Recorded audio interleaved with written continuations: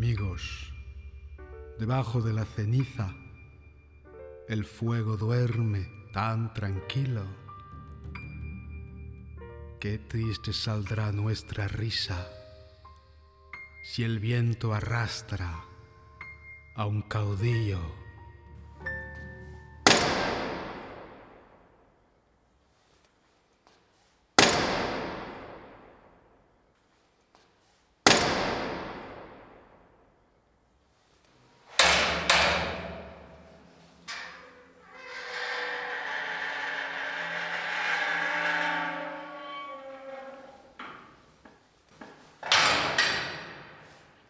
Disons, c'est février 78. J'attends mon anniversaire avec impatience parce qu'il y a 40 ans, la montre c'était souvent aux 10 ans. J'attendais ma montre et puis j'attendais pas que ma montre.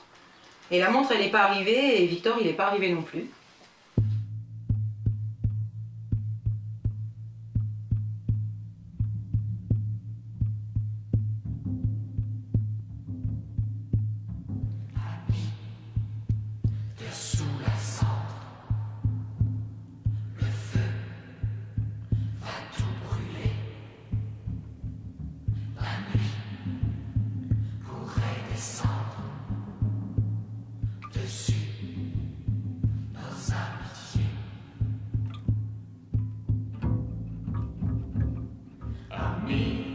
Amis, dessous la cendre, le feu va tout brûler.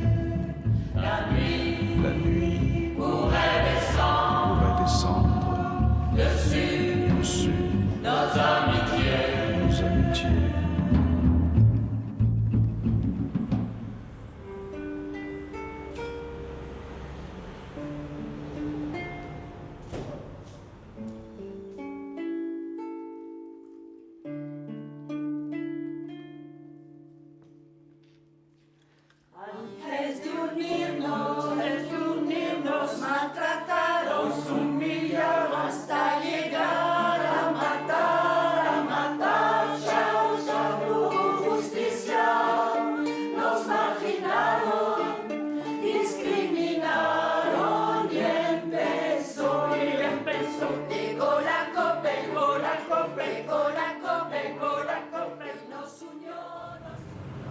Mes parents étaient des Catalans qui ont passé la frontière avec la retirade, qui ont fait le camp de concentration d'Argelès, qui sont après allés sur Paris où ils sont rentrés dans la résistance. Alors effectivement, quand on me parle de ce qui s'est passé, la première chose qu'on me demande, c'est mais en quelle année ça t'est arrivé ça? Et je réponds, c'est en 78. Aussitôt on me dit, mais attends, en 78, Franco il était mort depuis longtemps. Et oui, il était mort, mais rien n'avait changé. Les lois étaient les mêmes, les juges étaient les mêmes, les flics ou la Guardia Civile, c'était les mêmes. Ils torturaient dans les prisons, on vous frappait dans les commissariats, on vous massacrait, on vous torturait dans les quartels de la Guardia Civile. Pas moyen de s'en tirer, il n'y avait plus qu'une chose à faire, c'est continuer la lutte.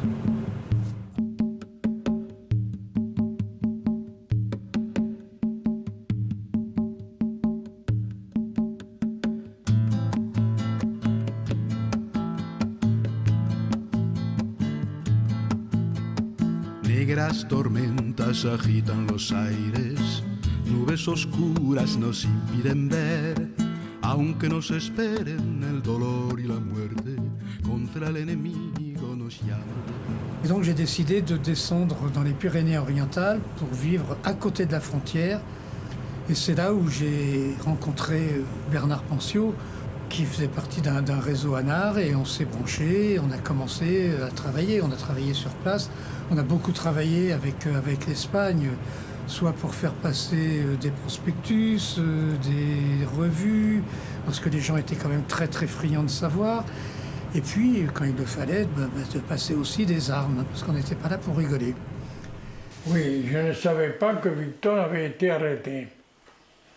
Mais je l'ai appris donc par un bombage où il disait la Modelo n'est pas une pension si mal. Et alors, c'était quand même flagrant en connaissant le nom de Bernard et le nom de Victor, que si mal c'était lui. Moi, le 2 février, j'étais chez moi, à côté de Perpignan, et arrive un mec que je connaissais, que j'avais vu plusieurs fois avec Bernard, et qui portait pour surnom El Rubio. Bon, il connaissait Bernard, pour moi c'était déjà une caution. Il me dit que les copains sont tombés à Barcelone, je dis je sais. Il me dit oui, mais il y en a 3 qui ont réussi à s'échapper. Il faut absolument que tu ailles les récupérer sur la frontière, comme tu l'as déjà fait. J'ai dit ok, demain matin, très tôt, je pars pour le Mas et je vais les récupérer. Et je lui ajoute, je suis pas sûr que ça se passera bien, je préfère y aller armé, j'emmène mes armes avec moi. Le lendemain matin, donc le 3, je prends la route dans le Val-Espire, je rejoins le Mas Bourbouille, puis je me dirige vers le Mas en Espagne, le Mas Puig. Je gare la voiture dans un endroit calme et discret, et puis à la dernière minute, je me dis il vaut mieux pas prendre les armes, surtout que il y avait un petit copain qui était là, qui décide de m'accompagner, tu vois. Je me dis, je ne vais pas l'embarquer dans une affaire d'armes, je laisse les armes dans la voiture et on monte. On arrive à proximité du Mas et là, je me rends compte qu'il n'y a plus un seul bruit d'oiseau, alors que les oiseaux nous avaient accompagnés tout du long. Et je dis à Manel, je sais pas, je le sens pas là. En plus, on voit des traces de voitures qui n'auraient pas dû être là. Et je lui dis, on redouble. Et à ce moment-là, il sort des flics, de la Guardia Civile, ils étaient au moins 9, qui sortent, ils nous encerclent directement, très très nerveux, très anxieux, et ils réclament les armes, et j'ai pas d'armes, si, on sait que tu as des armes. À partir de là, ils m'emmènent dans la petite guitoune où il y avait les chèvres, et là ils commencent à balancer des baffes, des coups de pied, des coups de poing. Puis il me charge avec Manel, le pauvre qui lui, il n'était là pour rien, il comprenait rien à ce qui lui arrivait, le gamin. Et il nous emmène Calle San Pau, au quartel de la Guardia Civile, où là on a eu 3 jours pas de baffe, 3 jours de torture, de vraie torture.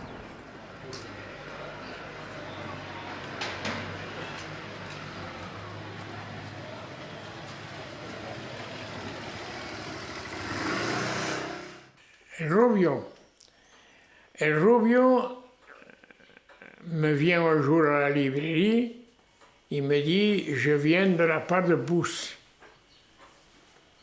Bus, c'était le nom qu'on avait donné à un copain qui travaillait dans les bus de Barcelone. Ah, il dit oui, il m'a dit que je vienne te voir, que toi tu m'arrangerais des papiers, que tu... Bon. Et comment tu as fait pour passer? Et il me dit, je suis passé par le fort de Bellegarde. Il connaissait le chemin. Bon. Et alors, je l'ai pris comme un copain. Il me demande, il dit, est-ce qu'on peut se procurer de sulfateuse? Je dis oui. Comme il vient de la part d'un copain de Barcelone, je dis oui. Et je lui vends 2 stènes. Le matin du 3 février 1978, j'entends frapper à la porte et là il y a El Rubio qui vient avec deux autres personnes et qui me demande qui rentre dans le Mas, qui dit il faut passer de l'autre côté parce qu'il y a des gens qui sont emprisonnés, tout ça. Et il avait une pochette, un sac en plastique avec des armes dedans. Il me dit prends une arme parce qu'on ne sait jamais qu'est-ce qui peut se passer. Et moi j'ai eu un doute à ce moment-là. Il n'y avait pas Bernard. Donc pour moi c'était pas clair quoi. Et puis je voulais pas du tout prendre l'arme. Je me suis dit il y a quelque chose qui colle pas quoi. Donc j'ai refusé quoi. Et à partir de ce moment-là, à partir du moment où j'ai refusé, donc de suite, la garde civile est rentrée, ils m'ont menotté et donc ils m'ont mis dans un 4x4 qui était garé ici sur le chemin, quoi. El Rubio, cet indicateur de police qui va dans un premier temps, dès fin janvier, indiquer à la police l'appartement qui servait de planque à Boni et à Nanda un couple qui était membre du groupe autonome de Barcelone, qui est rue Saragossa à Barcelone, qui va indiquer cet appartement qui leur servait de planque, dans lequel ils seront arrêtés. Et puis le lendemain, le samedi 4 février, c'est cette fois-ci son camarade Bernard Pancio, qui lui aussi a été appelé par El Rubio, qui lui a demandé de venir expressément à Barcelone pour lui fixer un rendez-vous. Il s'y rendra d'autant plus qu'il y aura donné rendez-vous à Pep Palo, qui était un militant de la CNT espagnole, réfugié à Perpignan, qui faisait partie du réseau Frente Libertario, et qui profitera de cette visite de Bernard avec qui il était très proche, puisqu'ensemble, ils participaient souvent aux opérations de passage de frontières pour rencontrer Bernard. Et donc, ils se donnent rendez-vous ensemble ce jour-là. Et donc, Bernard et Pep vont tranquillement aller manger au restaurant dans le barrio Gótico, sur le bas des Ramblas. Et c'est en sortant du restaurant vers les 16h qu'ils seront arrêtés par la police qui patrouillait à leur recherche et qui va leur tomber dessus et qui va cette fois-ci les arrêter. Bernard, Pep, puis Isabelle, la compagne de Pep, et ils seront, tout comme Victor Laveille, entraînés à la caserne de la garde civile à Barcelone, où eux aussi, pendant 3 jours, en tout cas pour Bernard, sera soumis à diverses tortures avant d'être, en début de semaine suivante, balancé à Barcelone. C'est lui.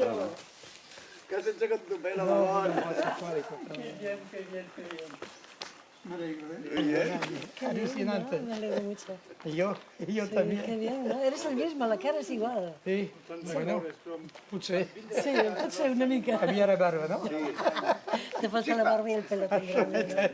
Cuando nos detuvieron a todos, lo que pasó es que nos llevaron al cuartel de la Guardia Civil de San Pablo, en la calle San Pablo, y allí estuvimos 3 días, creo.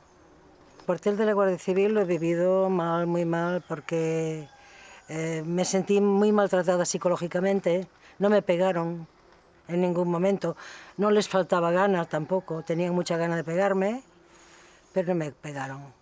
Pero el maltrato psicológico fue muy fuerte, me presionaron mucho. Bueno, cuando llegué a la Guardia Civil, habían como 4 o 5 que me llevaban, me subieron arriba a un cuarto y allí me sentaron. En el momento que me sentaron se empezaron a rodearme unos 8 o 9 guardias civiles y me taparon con una bolsa de plástico. Empezaron a golpearme en el hígado, tal y cual. Me desmayé 2 o 3 veces, me reanimaron otra vez. Aquella noche me llevaron al calabozo y me dejaron cogido con las esposas, con los pies tocando el suelo nada más, ¿sabes? Y así me tuvieron toda la noche. Y bueno, estuvimos 3 días, me parece, allí. 3 días y 3 noches. Les tortures, il y en a une qui était de nous suspendre par les poignets sur une grille avec les menottes, avec simplement la pointe des pieds qui touchait par terre et de nous laisser des heures comme ça. Alors évidemment, plus on fatiguait, plus ça faisait mal, plus c'était insupportable. Sinon, ils te mettaient une cagoule sur la tête, tu y voyais plus rien. Ils étaient 7 ou 8 autour de toi à te balancer des coups de pied, des coups de poing. Tu avais les mains menottées dans le dos, tu voyais rien, tu pouvais pas te défendre. Je crie pour me défendre, à moi les étrangers. La vie est bonne à prendre et belle à partager. Si les massacres s'accumulent, votre mémoire s'atrophie et la sinistre marée noire couvre à nouveau notre avenir. Vous cherchez dans le crépuscule l'espérance de la survie. Les bruits de bottes de l'histoire n'éveillent pas vos souvenirs.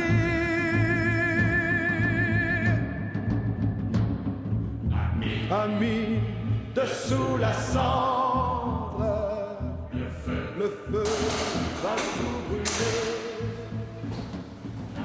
La nuit. Les mecs qui nous avaient capturés de la Guardia Civile, à moi, ils me disaient, tu vas en prendre pour 100 ans, tu sortiras jamais de cette prison.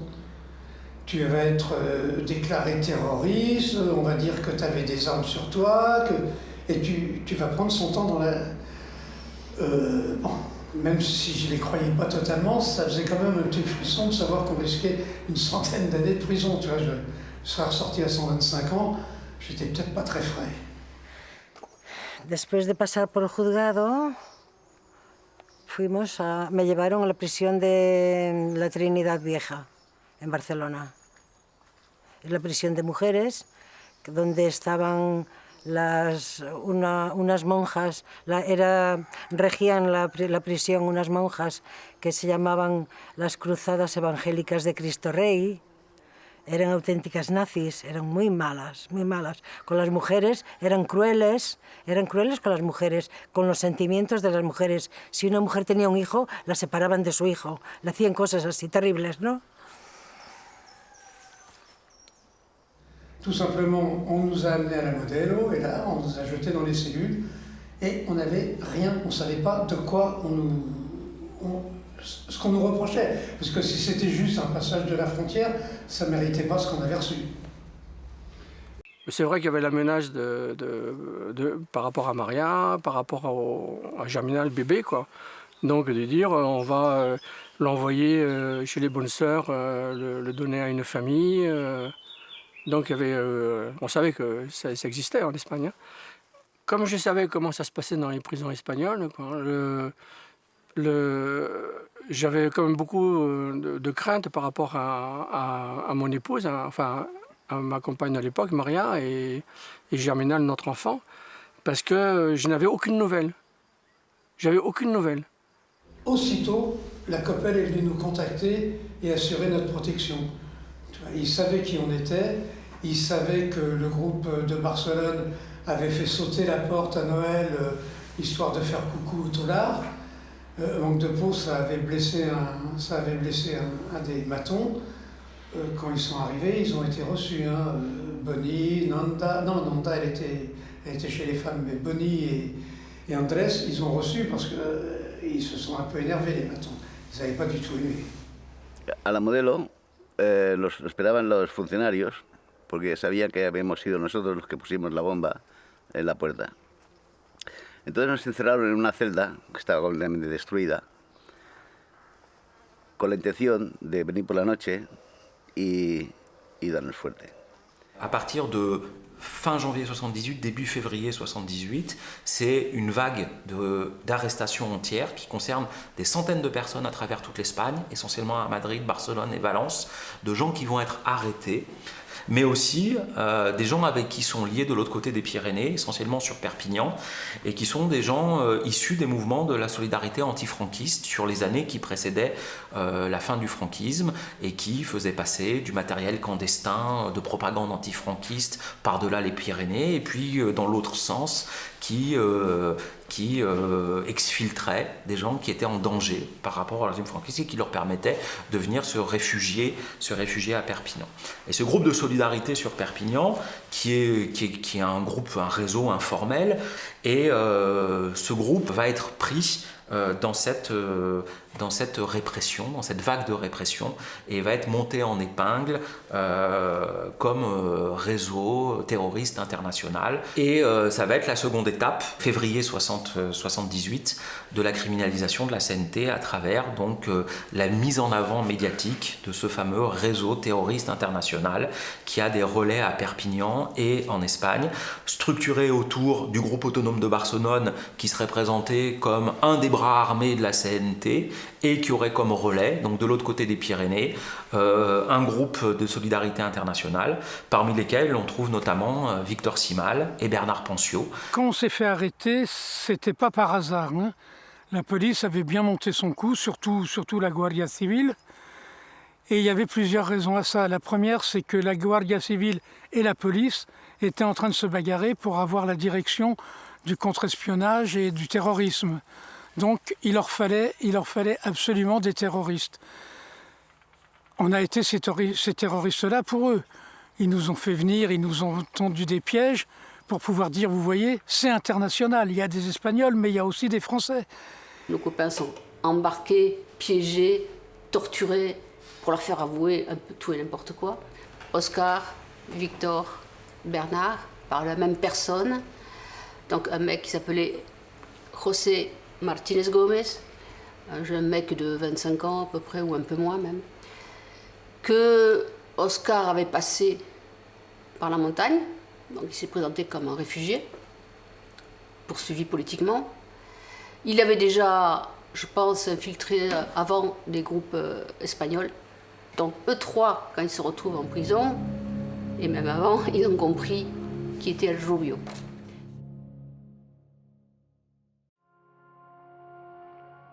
Nous, en prison, on a su tout de suite qu'à Perpignan, il y avait le CAR, le comité anti-répression, qui s'était formé très très rapidement et qui a fait un boulot absolument énorme autour de nous.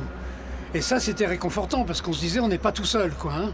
Et sur Perpignan, il y avait du collage d'affiches, il y avait des tracts, il y avait de la musique, il y avait de la chanson, il y avait des concerts, tout ça pour nous soutenir.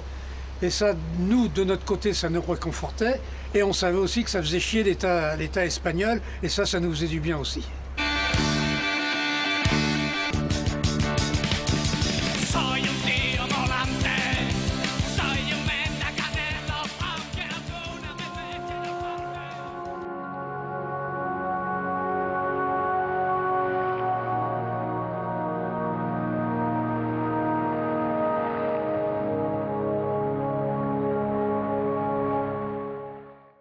Le 19 février 1977, à Madrid, va y avoir une conférence de presse, la première conférence de presse officielle de la CNT pour rendre publique cette organisation anarcho-syndicaliste dans le nouveau paysage politique et social espagnol et pour s'affirmer face à l'opinion publique et face à l'ensemble des travailleurs et des travailleuses espagnols que la CNT est de retour, que la CNT est reconstituée, que la CNT est de nouveau active en Espagne et qu'elle porte un projet social, révolutionnaire et libertaire de nouveau dans cette période de transition démocratique. Première conférence de presse et puis qui va dans la foulée entraîner une série de meetings qui vont attirer des milliers, voire des dizaines, voire des centaines de milliers de personnes, d'Espagnols qui sont réceptifs et qui sont en attente de l'alternative sociale que peut représenter la CNT. En nombre de la Confederación Nacional del Trabajo, exigimos la inmediata excarcelación.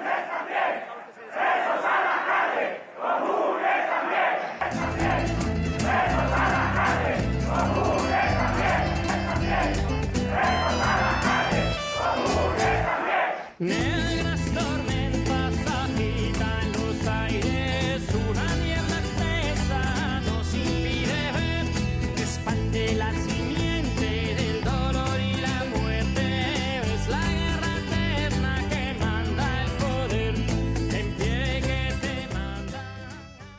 Donc fin 77, la CNT va se retrouver seule à contester les pactes de la Moncloa, puisque c'est toute une série de pactes, et ça va même aller jusqu'au sommet de l'État, puisque février 78, le ministre de l'Intérieur, donc Rodolfo Martín Villa, va aller jusqu'à déclarer début février qu'il faut en finir avec la montée de l'anarchisme en Espagne et que l'anarchisme est un facteur de déstabilisation de la démocratie et de l'État espagnol qui est supérieur au danger que représente le terrorisme basque de l'ETA. Donc, en gros, la CNT est clairement montrée par le ministre de l'Intérieur en février 78 comme l'ennemi public numéro 1.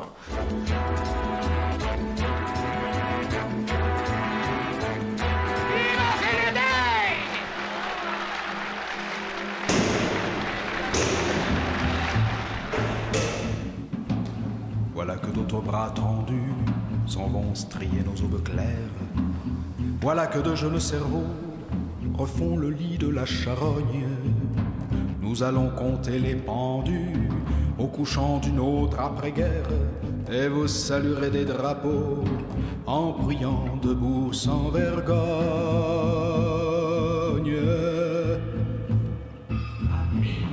Amis dessous la cendre, le feu va tout brûler. La nuit pourrait descendre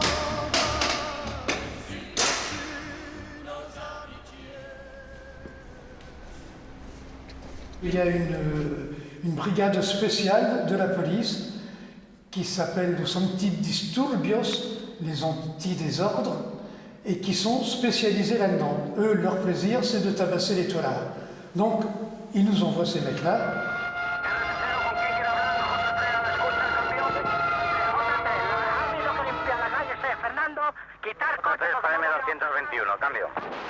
Con sus efectivos discretamente vaya desplazándose hacia la calle Entensa. Tal como está el despliegue, desplácese, coloque un despliegue a lo largo de la calle Entensa alrededor de la cárcel. Por Rosselló, por Provenza, por Mallorca, por aquellas calles. Cambio. Ça commence par des tirs de grenades lacrymogènes, ça continue avec des tirs de balles de caoutchouc. On n'est pas en reste, hein. Nous ils prennent tout ce qu'on a sous la main, on met le feu au matelas, on leur balance dessus, mais au bout du compte, quand nous on n'a plus rien, eux ils ont encore, et là ils entrent dans les cellules, ils sortent des armes courtes comme des revolvers en menaçant de nous abattre, et ils nous font faire le tourbeau. Le tourbeau c'est le couloir tout au bout de l'escalier, où il y a les flics à droite et à gauche. Toi, tu dois avancer, tu n'as pas le droit de t'arrêter, tu n'as pas le droit de lever les mains en l'air, et tu prends à droite, à gauche, des coups de matraque, des coups de crosse de fusil, jusqu'à l'extérieur où on te colle contre un mur, debout, les jambes écartées, les bras écartés, et tu restes comme ça 4, 5, 6 heures. Le premier qui bouge, il se prend une rafale de coups de crosse. Hubo un motín muy fuerte y entraron los antidisturbios a pegarnos a todas las mujeres y fue un escándalo muy grande. Rompimos los cristales de los locutorios, todo fue un destrozo horrible y nos castigaron. Nos castigaron, era en verano y yo recuerdo haber estado en una celda de castigo donde daba el sol. Yo creo que debía haber como 60 grados de calor allí. Por todo cerrado, con cristales, que entraba un cristal grueso, que hacía como mantenía más el calor, ¿no? Alors, tout ce qu'on va faire par rapport aux arrestations et à ce qui se passe dans les prisons pour nos copains va être en même temps systématiquement doublé d'une information sur les mutineries en prison, dans les prisons espagnoles, essentiellement le modèle de Barcelone, un peu Carabanchel, d'autres. Parce que dès que Victor, Bernard et les autres arrivent en tôle, le 9 février, il y a une grosse mutinerie. Oui, je me souviens très bien de certaines images, notamment celle de la violence de la police, les antidisturbios qu'on appelait, du mouchoir jaune, qui entrait à tabasser, qui entrait à massacrer les prisonniers. Oui, on a été très tabassé, j'étais blessé dans la tête. Y entonces fue cuando vino aquel motín tan fuerte que tú me quitabas el colacao o la leche condensada cada vez que iba a tirar algo a la policía. Porque el Víctor era el cocinero y entonces se preocupaba mucho de que no tirásemos las cosas importantes. Y allí nos cogieron, nos metieron en celdas y después fueron celda por celda dando castigos. Yo oía la voz del Andrés chillando como un loco, pues estaban pegando y el siguiente era yo. Y cuando entraron, pues claro, vinieron y me dieron la del pulpo, que se dice en España. El pulpo es que te dan fuerte para que se te rompa todo. Mais pour moi, c'était un moment quand même de... il y avait beaucoup de peur en prison.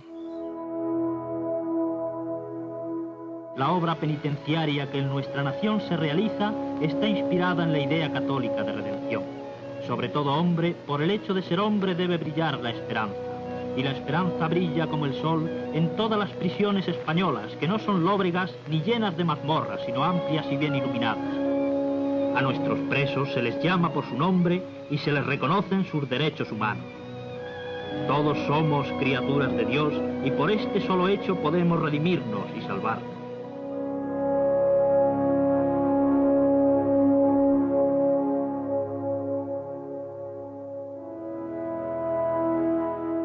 La situación de las cárceles durante los últimos años del franquismo eran especialmente duras por innumerables causas.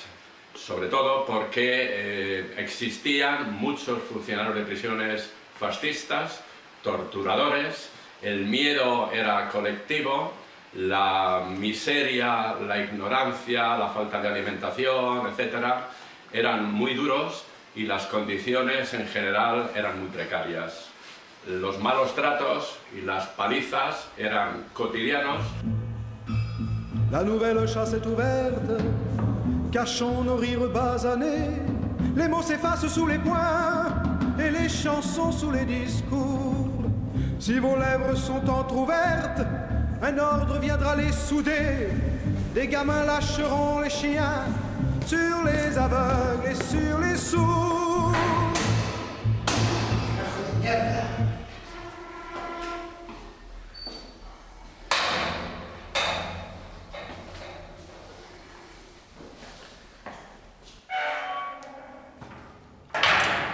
El cangrejo.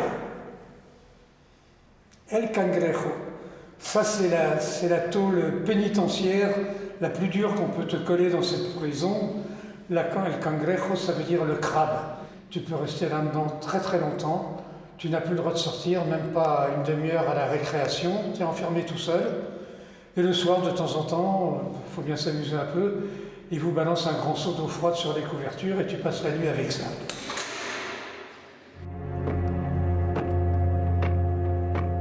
Pendant que j'étais à la Modelo, je ne me suis pas rendu compte exactement de combien il y avait de tunnels. C'était pas possible. Ça creusait dans tous les coins. Moi, par moments, je me disais, putain, mais cette prison, elle va s'effondrer, on va tous partir, quoi, tu vois. C'était partout. Nous, on a eu la chance de faire un tunnel qui était un peu meilleur que les autres. Et c'est grâce à Bernard, qui lui était du métier. Et c'est grâce aux mecs de la Coppel qui lui ont fait confiance. Alors, ce tunnel, eh ben, il partait de l'infirmerie et il descendait directement dans les égouts. Le problème, c'est que les premiers qui sont arrivés au bout qui ont fini par percer le tunnel, théoriquement, ils devaient attendre à l'intérieur que tout le monde soit passé, les 200 personnes. Or, ça a été plus fort qu'eux, la liberté était devant eux. Non seulement ils n'ont pas suivi les consignes, mais ils sont sortis devant la prison. Donc les matons, ils voient ça, ils ne comprennent plus, ils appellent tout de suite. Et nous, quand on est arrivés, on était les numéros 40 et quelque chose, on est arrivés pratiquement en même temps que les matons, on a juste eu le temps de faire demi-tour pour ne pas se faire repérer. Mais voilà, ce jour-là, on est resté en tôle, on n'est pas sortis. Y ahí tenías que haber estado tú. Y no estabas. Y entonces cuando nos dimos cuenta se habían ido todos, menos nosotros, que lo organizamos todo.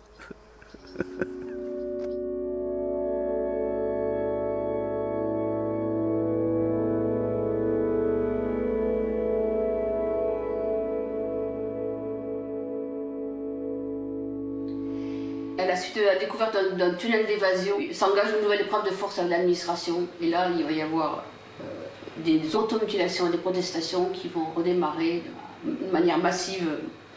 Donc il y a entre 300 et 400 prisonniers qui se mutilent, qui se roulent les veines, qui s'abîment beaucoup.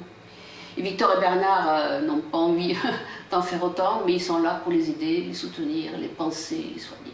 Donc tout ce déluge de sang est fait aussi pour attirer la presse dans la prison. Et ce qui va se passer, dans la presse rentre dans la prison et rend compte de la protestation. Los Cortes, c'est quand il y a une mutinerie comme celle qu'on a subie ici à 3 reprises. Les gens de la Modelo avaient décidé de se tailler les veines, histoire de bien se faire remarquer et qu'on les embarque à l'hôpital. C'était du Fellini, tu vois.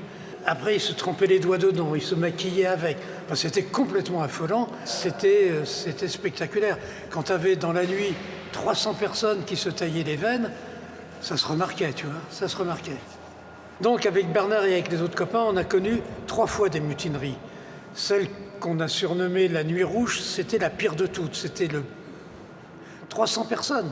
300 personnes, alors, tout était ouvert dans la tôle, ça fait que les gens sortaient tous au niveau du central, et tout se passait là. Alors il y avait des tables, et les gens passaient, et il y avait un mec avec une lame de rasoir, tchac, tchac, au suivant, tchac, tchac, au suivant. Mais attends, avec très peu de lames, c'est-à-dire heureusement que le sida n'existait pas encore à l'époque.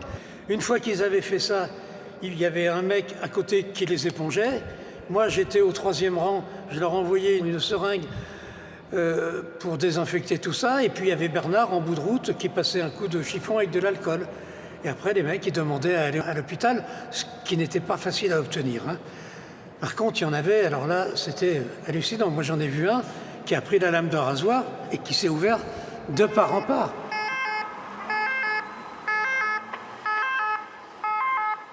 Là, c'était obligé, l'hôpital. Ils n'ont pas eu le choix. Il a fallu qu'enfin, ils cèdent à 2 revendications. La première, c'est d'embarquer les gens à l'hôpital. La deuxième, c'était de faire rentrer la presse dans la prison. Et ils l'ont obtenu. De tal manera, yo vuelvo a insistir lo que he dicho a sus compañeros de otra edición del telediario o otro programa de televisión, que yo asumo esa responsabilidad, que no quiero que recaiga sobre las plantillas ni sobre el director, que en consecuencia cualquier fallo que haya podido haber por la política penitenciaria emprendida por mí, yo lo asumo. Ahora bien, yo estoy absolutamente convencido que quien ha podido fallar en este caso son los presos y no los medios. No eres persona decente, tu oficio es el más rastrero y tu corazón no siente. De la cárcel te crees el rey porque te ampara la ley. Tu cerebro está podrido y tu vida ya la has perdido.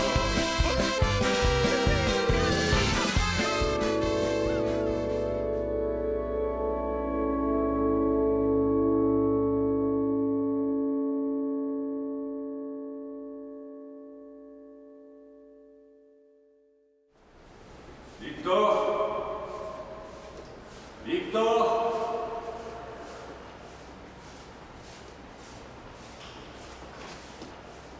Voilà, Pep. Comment est-ce? Salut. Salut. Tu te rappelles comment on a bavé ici? Ouais. C'était pas clean, hein. Mais moi, ce que j'en garde quand même, c'est qu'il y avait une sacrée solidarité, quoi. Oui. Entre nous et avec les gens de la Coppel qui nous ont tout de suite accueillis. Oui. Comment t'avais ressenti ça, toi? Ouvert, fraternel, où là on était tous égaux. Il n'y avait pas de différence entre Exactement. nous et les gens qui étaient là pour d'autres motifs. Ni Dieu, ni maître, ni patron. Voilà, c'était ça. Dicen que dice la ley que somos iguales. Nadie te dirá en qué sitio, pues nadie lo sabe. Dime, dime, ¿para quién hicieron la cárcel?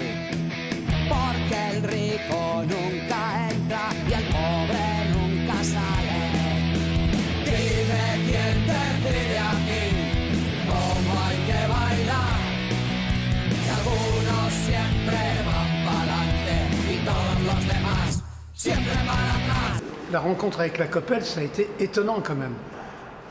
Bon, d'abord, on n'a pas joué les politiques, nous. Non. On leur a dit, nous, on est comme vous. Politique ou pas politique, on n'en a rien à foutre. Et je pense que ça, ils l'ont compris et aimé. C'est pour ça qu'on était si bien avec eux. C'est qu'on n'essayait pas de leur imposer notre modèle, on vivait avec eux. Y parecía prehistórico aquello, una cueva como prehistoria, ¿sabes? Y bueno, y empezamos, nosotros enseguida nos relacionamos con la gente de la Coppel. Vimos que el asunto de la Coppel era importante, que era una cuestión social. Y hablábamos a los delincuentes, hablábamos de la necesidad de organizarnos socialmente para romper un sistema que nos estaba jodiendo, como era el sistema capitalista. Y a muchos lo convencimos, a bastantes. Y entonces llegaste tú y formamos el grupo que controlaba las violaciones, los robos y toda esta trampería, ¿no? Oui, pour nous qui nous réclamons de libertaires, on ne pouvait qu'adhérer à ce que faisait la Coppel, tout en restant conscient que eux, c'était pas des anards, c'était pas la révolution. Mais leur démarche était intéressante.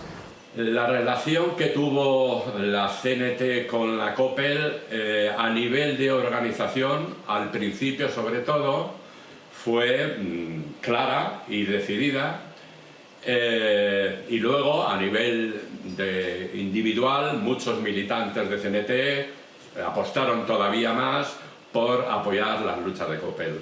Por la época más o menos, a principios de 1977, surgen los comités de apoyo a Coppel, que la mayoría eran militantes libertarios. Ce modèle d'auto-organisation pendant un certain temps, pendant qu'ils ont laissé faire. En fait, ne nous trompons pas, hein, ils laissaient faire. Hein. Oui, quand ils n'en pouvaient plus, ils ont tout arrêté. Hein. Voilà. Mais c'est vrai que c'était pas de l'autogestion, c'était de l'auto-organisation. Oui. C'est plutôt ça. Oui, ce serait un peu trop... Ça fait un côté sympathique quand même. Oui, très sympathique. Oui, surtout en prison. Oui, surtout en prison. Bon, c'est quand même grâce à ce fonctionnement qu'on avait la cellule pour les solidarités. Les gens qui arrivaient, qui n'avaient pas un rond, avec la Coppel, on leur fournissait stylos, enveloppes, dentifrice, tout ce qu'il fallait pour pas avoir à se prostituer, pour vivre proprement, tu vois. Les minimums de la prison. Ouais. Y entonces formamos una organización en la cual pues recogíamos dinero para cuando salían chavales a libertad, no tenían un duro, pues le dábamos 5.000 pesetas, 3.000, lo que podíamos. Cepillo de dientes, comprábamos cepillo de dientes, para papel higiénico, y con ese dinero pues hacíamos esa labor. Alors ça, il y a eu des moments forts. Oui, durs.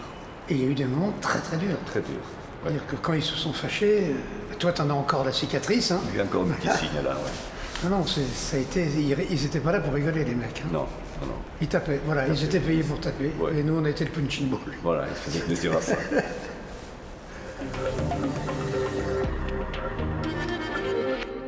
Año 1978. Las cárceles españolas están en pie de guerra. Motines, revueltas, altercados cada día. Los reclusos denunciaban que dentro de las prisiones persistían los métodos franquistas. Uno de aquellos presos se llamaba Agustín Rueda.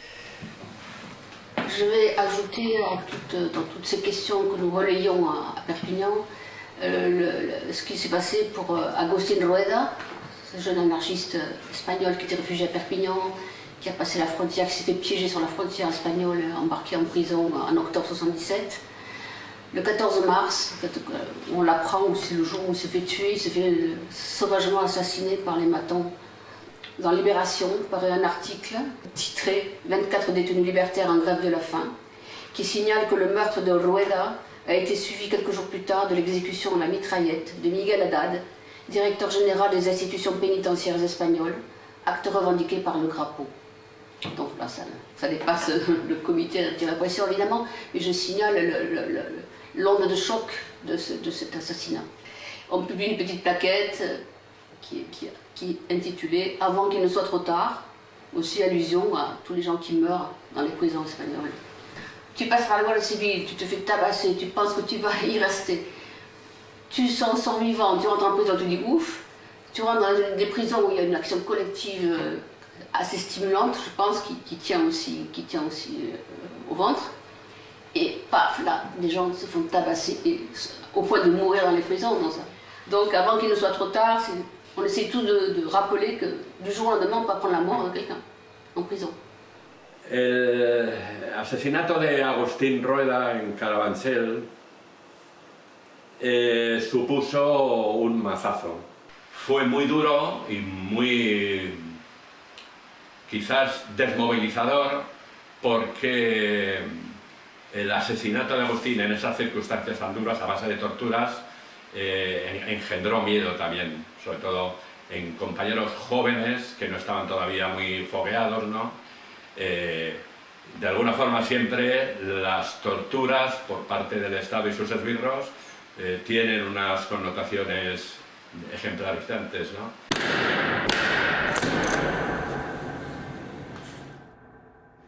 Entre deux mutineries, il y avait des moments où, à part sortir de la prison, on pouvait faire ce qu'on voulait. On voyageait d'une cellule à l'autre, on voyageait dans tous les sens. Oui, le sens de liberté en prison. On avait l'impression d'être presque libre. Presque libre. Vous savez qu'il y avait des murs qu'on ne pouvait pas franchir. Un mur. Un gros mur. Mais à l'intérieur, on bougeait. Ouais. On pouvait se promener d'un côté à l'autre. Le soir, on avait une cellule boîte de nuit où pétards et lumière faisaient ce qu'il faut pour qu'on se calme. Les pétards à l'époque, il y allait. Les pétards, ça tournait, des lumières rouges. Et alors, on en était même arrivé à un certain moment, je ne sais pas si tu te rappelles, à enlever les serrures et à les mettre à l'intérieur. Ouais. Et le maton, quand il voulait nous voir, il fallait qu'il frappe. Il frappait la porte. Et s'il repartait sans fermer la porte, on collait la puerta. Et on l'a payé cher, ça. On a payé cher. Cette inversion de rôle, on a payé très cher. Ils ne nous ont pas fait de cadeau. Non. Je crois que ça se fait plus, mais en Espagne, à l'époque, les familles, toutes les familles apportaient de la bouffe. Ah oui. Ils apportaient du jambon, ils apportaient des chorizos. Oui, tout ce qu'ils avaient à la main, c'était en prison. Et nous, on le transformait.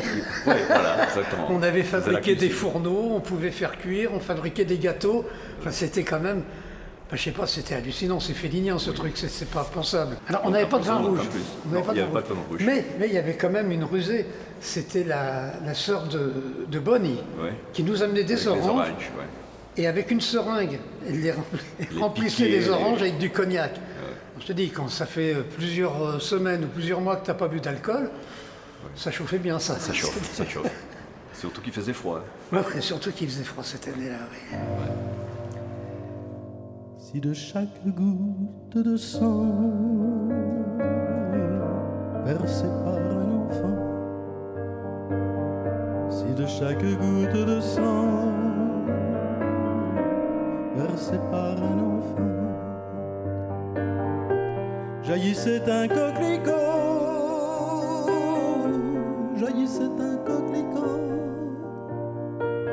la terre ne serait plus bientôt. La terre ne serait plus bientôt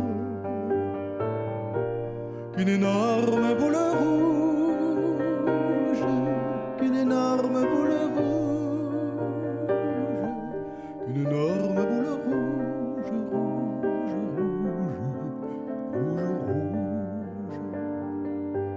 rouge comme la honte, rouge comme la honte, qui devrait empourprer nos visages, qui devrait empourprer nos visages.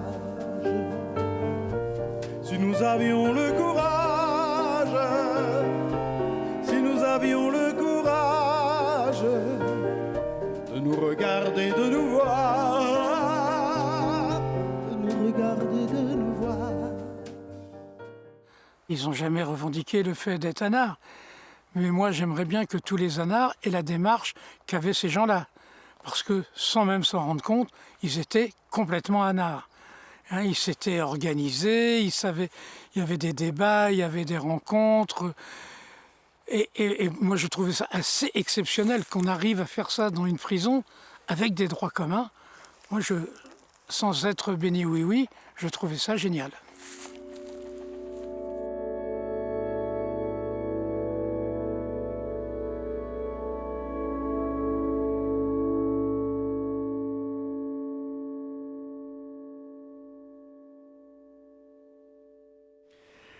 Mais écoute, le parloir, c'est quand même un endroit bizarre.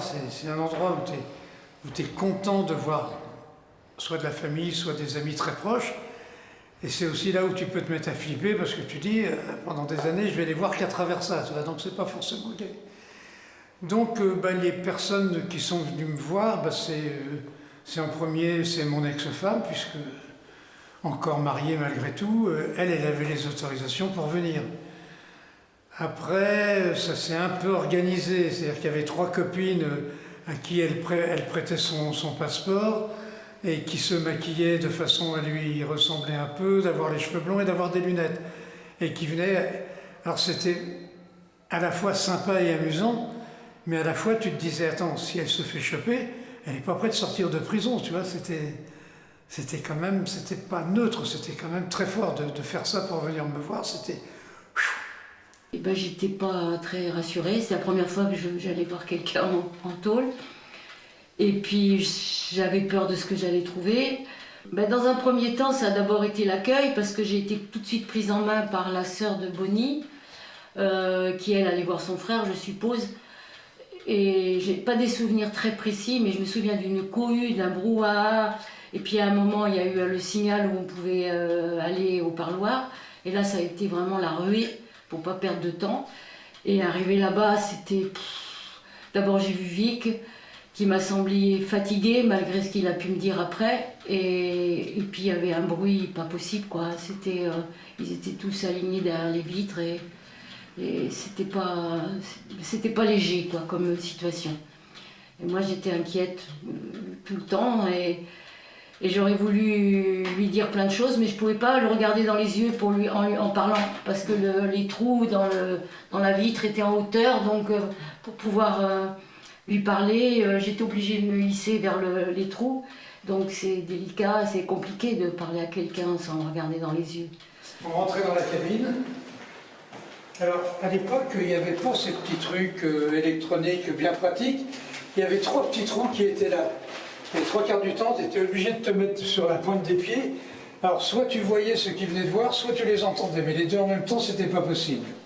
Et ça a été très rapide. On s'est très peu parlé, finalement. Vic m'a dit qu'il allait bien. Je pense qu'il avait déjà commencé une grève de la faim. À la Modelo, j'ai fait 3 grèves de la faim. J'en ai fait une quelques jours après être rentré. Et puis après, il y a eu énorme, une très très grosse. Et la dernière que j'ai faite, c'était à la fin de mon séjour à la Modelo, à cheval sur la prison d'Alcalá de Henares, où j'ai été transféré. Quand je suis arrivé à Alcalá, j'avais déjà fait une 15 à 20 jours de grève de la faim déjà. C'était un acte politique. Les taulards, eux, ils se coupaient.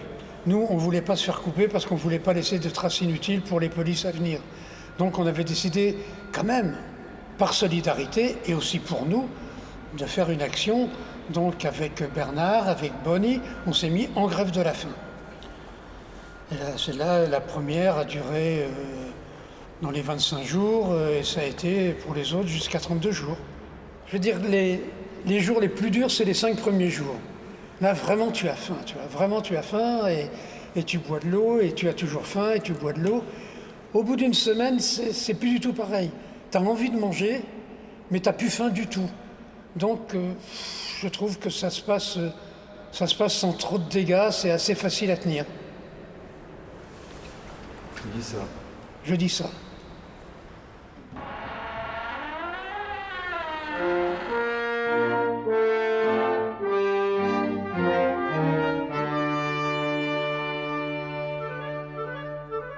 Negras tormentas agitan los aires, nubes oscuras nos impiden ver, aunque nos espere el dolor y la muerte, contra el enemigo nos manda el deber. El bien más preciado es la libertad, hay que defenderla con fe y con valor. Hasta la mera revolucionaria, que del triunfo sin cesar nos lleva en paz.